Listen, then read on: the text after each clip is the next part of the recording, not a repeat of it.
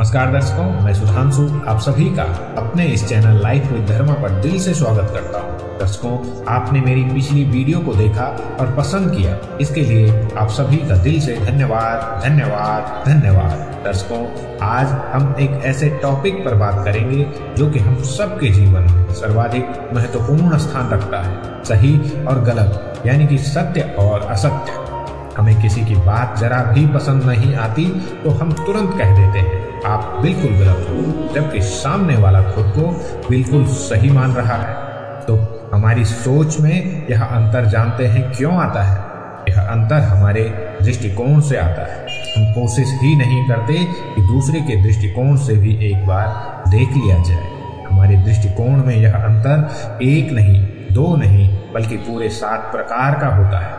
जैन धर्म का स्यादवाद कहता है किसी भी वस्तु के अनंत गुण होते हैं। अलग अलग व्यक्ति अलग अलग गुण से उसकी पहचान बताता है, जो कि अपनी अपनी जगह पर सभी सही होते हैं, परंतु सबका ज्ञान आंशिक है। मुक्त या कैवल्य प्राप्त साधक को ही अनंत गुणों का ज्ञान संभव है। साधारण मनुष्यों का ज्ञान आंशिक तथा सापेक्ष होता है। वस्तु का यह आंशिक ज्ञान ही नया कहलाता है। नया का अर्थ है अलग अलग दृष्टिकोण जिनसे हम उस वस्तु या घटना को देख रहे हैं। आंशिक अर्थात आधे अधूरे ज्ञान से आधा अधूरा सत्य ही प्राप्त हो सकता है, जो कि मतभेद पैदा करता है। जरा सोचिए, हम इंसानों को उसके स्वरूप से जानते हैं कि उसके 2 पैर, 2 हाथ, 2 कान होते हैं, परंतु हमारा शरीर कोशिकाओं से मिलकर बना है और प्रत्येक कोशिका का अपना अस्तित्व है। अब सोचिए, यदि प्रत्येक कोशिका से इंसान का वर्णन करने को कहा जाए तो क्या वह बता पाएगी कि हाथ, पैर, कान, नाक और क्या क्या होते हैं? उसके लिए इंसान को इस रूप में देख पाना बहुत ही मुश्किल है, या फिर उसे पता भी नहीं होगा कि मुझ जैसी लाखों करोड़ों कोशिकाएं मिलकर इस इंसान का निर्माण कर रहे हैं। और जिस दृष्टिकोण से एक कोशिका हमें देख सकती है, उस दृष्टिकोण से हम नहीं देख सकते हैं। तो क्या हम में से एक का ज्ञान असत्य है? नहीं, हमारा ज्ञान अधूरा तथा सापेक्ष है।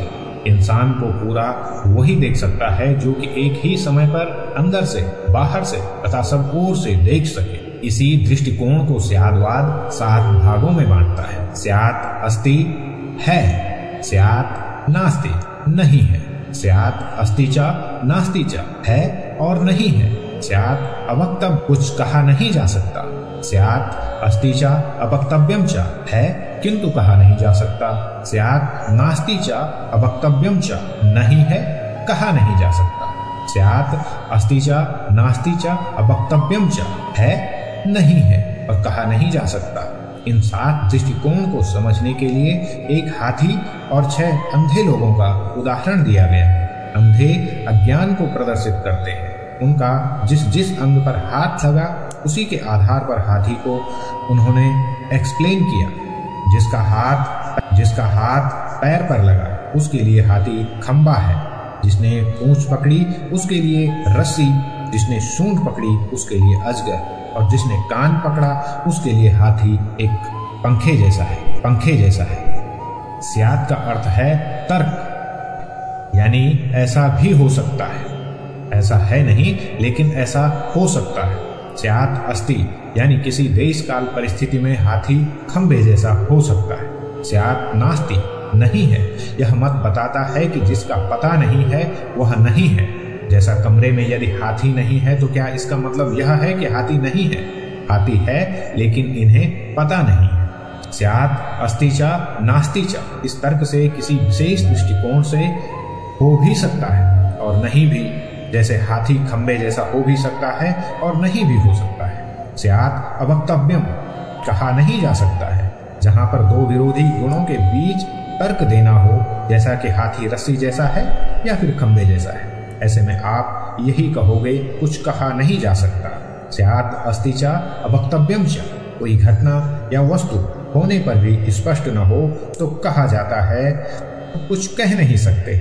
जैसा आपको कोई पूछे कि क्या हाथी रस्सी जैसा है तो आपका जवाब होगा कुछ कह नहीं सकते। स्यात् नास्ति च अवक्तव्यम च किसी विशेष दृष्टिकोण से संभव है कि आप कहें नहीं है, परंतु स्पष्ट न होने पर कहोगे कुछ कह नहीं सकते। जैसे सूंड से देखने पर कहोगे रस्सी जैसा तो नहीं है, परंतु कुछ कह भी नहीं सकते। स्यात् अस्ति च नास्ति च अवक्तव्यम च, इस मत के अनुसार एक दृष्टि से हाथी रस्सी जैसा है, दूसरी दृष्टि से नहीं है, और जब स्पष्ट न हो तो अवर्णनीय भी है। तो आप समझ ही चुके होंगे कि आधे अधूरे ज्ञान की वजह से हाथी को क्या क्या समझ लिया गया। यही स्थिति हम सब की है।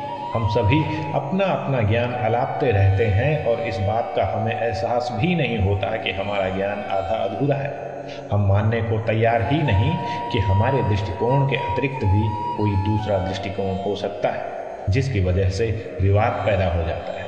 हमें यदि कुछ थोड़ा बहुत जानकारी हाथ लग जाए तो घमंड करने लगते हैं। ज्ञानी अपने ज्ञान पर कभी घमंड नहीं करता। श्वेता स्वरूप निश्चल कहता है, जो कुछ नहीं जानता वह अंधकार में है, परंतु जो यह समझता है कि मैं जानता हूँ तो वह उससे भी अधिक अंधकार में है। तो दर्शकों, यहीं समाप्त करते हैं आज की वीडियो को। मिलते हैं अगली वीडियो में, तब तक के लिए नमस्कार। जय श्री कृष्ण।